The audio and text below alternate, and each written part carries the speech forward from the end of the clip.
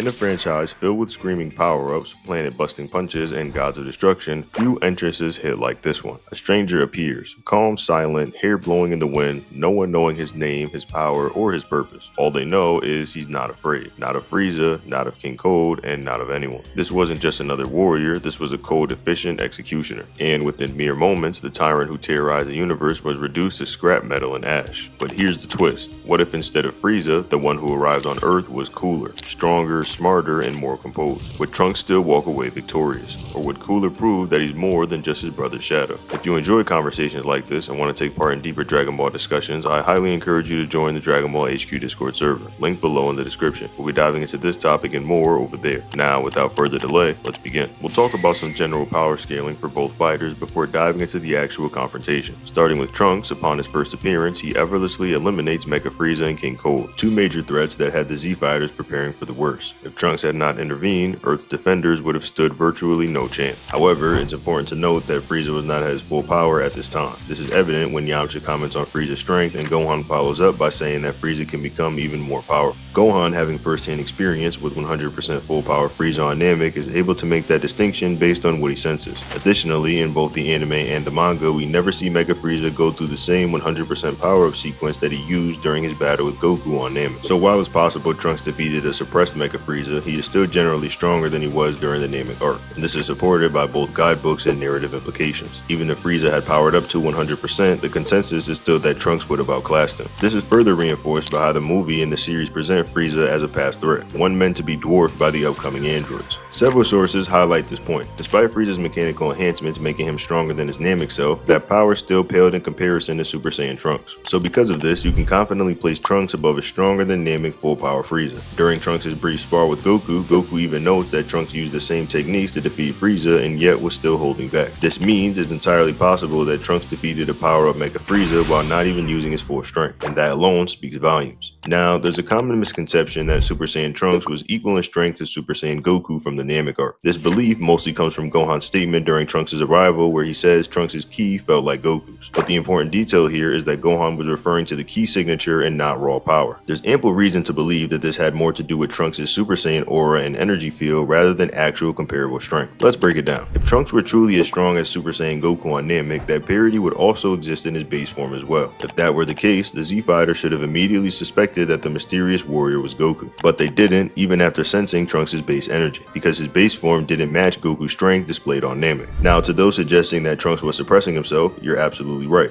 Initially. In fact, his energy was so heavily suppressed that one of Frieza's scouters recorded a reading of 5. But once Trunks defeats the Frieza soldiers, he allows some of his energy to leak out, which currently compares to the terrifying power levels of Mecha Frieza and King Cold, stating that another powerful ki has just appeared. And even then, no one assumes that it's Goku. It's only when Trunks transforms into a Super Saiyan that Gohan comments on how the energy feels like Goku's, which makes sense, since Gohan is the only one present who's ever felt Goku's Super Saiyan energy firsthand, aside from Vegeta, who briefly sensed it in a filler segment after his revival. This also ties into a broader concept in Dragon Ball: individual ki signatures. Each fighter has their own distinct energy, and it's often how characters are recognized from afar. The similarity Gohan senses is likely the quality and feel of Super Saiyan energy and not the output. Now back to Frieza. As mentioned earlier, Mecha Frieza is confirmed to be stronger than his Namek version. He was confident that his new enhancements would allow him to defeat Goku, but that confidence quickly vanished against Trunks, someone he had absolutely no chance of defeating. So if Trunks in Super Saiyan was able to casually overwhelm a Frieza stronger than the one that fought Goku on Namek, then it's safe to say that Super Saiyan Trunks is stronger than Super Saiyan Goku was during the Namek saga. As for Trunks' base form, he likely falls somewhere in between suppressed and full power Mecha Frieza. Personally, I wouldn't go as far as to say base Trunks is stronger than full power Mecha Frieza, but he's certainly not insanely far off. Now that we've established Trunks' power scaling, let's move on to Cooler, Frieza's older brother, and in the eyes of many fans, an even more compelling character. The battle between Goku and Frieza wasn't just monumental in our world, it had ripple effects within the Dragon Ball universe as well. At the start of Cooler's revenge, we see Cooler's armored squadron informing him that Frieza was defeated by a Saiyan. This sparks Cooler's interest, not just for revenge, but to personally eliminate the Saiyan who bested his brother. The events of this movie appear to take place after the Frieza saga, but before the android threat becomes known. Although Goku should be preparing for the androids, we see him in a more relaxed state, taking Gohan camping instead of taking training seriously. This seems to make sense when you consider that the movie continuity and characters may not be aware of the future danger. Supporting this, Daizenshuu 6 confirms that Cooler's revenge occurs during the 3-year training period before the androids arrive. It says there is no doubt that this is during the 3 years leading up to the appearance of the androids. This helps explain Goku's laid-back laid-back demeanor in the film's early scenes. When Cooler and Goku finally clash, the film quickly builds up Cooler's threat level. After Goku takes a direct eye beam to the back in order to protect Gohan and still counters the attack, Cooler begins to realize something. He says for him to be able to strike back from that position, he might really be the one who defeated Frieza. Soon after engaging him in battle, Cooler confirms that Goku, even in his base form, has enough power to defeat Frieza. At this point, Goku is portrayed as having the clear upper hand against Cooler in a form that mirrors Frieza's final form. Now, it's important to clarify a common misconception. While Cooler is often stated to be stronger than Frieza, this only applies to a transformed state. In his base form, Cooler is likely equivalent to or slightly stronger than Frieza at full power. However, unlike Frieza, Cooler doesn't suffer from stamina loss and can maintain his power output for much longer periods of time, and this is directly supported by an excerpt from Weekly Shonen Jump. It says, Cooler's base form is equivalent to Frieza's third form, but his battle power is already higher, and on top of that, he still has a final transformation beyond that. The movie itself supports this as well, as Goku only acknowledges Cooler as stronger than Frieza after he transforms into his final form. Once Cooler ascends, Goku had previously been strong enough to defeat Frieza is completely outmatched. Even after using a Kaioken times 20, Goku is unable to damage Cooler or even make him take the fight seriously. This would put Cooler well beyond Frieza's level, potentially by 20 times or more, just based on that feat alone. It's not until Goku becomes a Super Saiyan that the tide turns. At that point, Goku completely overwhelms Cooler, who is now made to look like a non-threat in the face of the Super Saiyan transformation. However, when Cooler launches his supernova, Goku does appear to struggle when trying to push it back. There's even a statement in supplemental material indicating that Goku and his allies had to use all their power by the end of the film. This supports what we see visually, as Goku is giving it everything he has to repel the supernova attack. That's important when understanding the kind of energy output we're dealing with. When Frieza used a similar technique in the anime filler, King Kai stated that his supernova was 10 times stronger than the one he launched on Namek. At the time, Frieza was using 50% of his power, which was about 60 million. That would put the enhanced supernova's destructive force around 600 million, illustrating just how energy-based techniques can drastically exceed the user's own power level. So in Cooler's case, his final form should be estimated at 20 to 50 times stronger than Frieza. He effortlessly overpowers Kaioken Goku, but falls completely short when faced with Super Saiyan Goku, making the gap in power perfectly clear. Now that we've broken down the power scaling for both characters, let's discuss who would actually win in a fight, Trunks or Cooler. Both characters scale off of Frieza, and specifically the same version of him, final form Frieza, but with a notable difference in context. The Cooler movie does not take Mega Frieza into account. That's because Cooler's Revenge was produced before Trunks ever appeared in the series, and Mega Frieza hadn't been introduced yet. As a result, the Frieza referenced in Cooler's movie is clearly Namek Saga Frieza, which is why the Revenge narrative focuses solely on Frieza and not King Cold. So while final form Cooler is undoubtedly stronger than 100%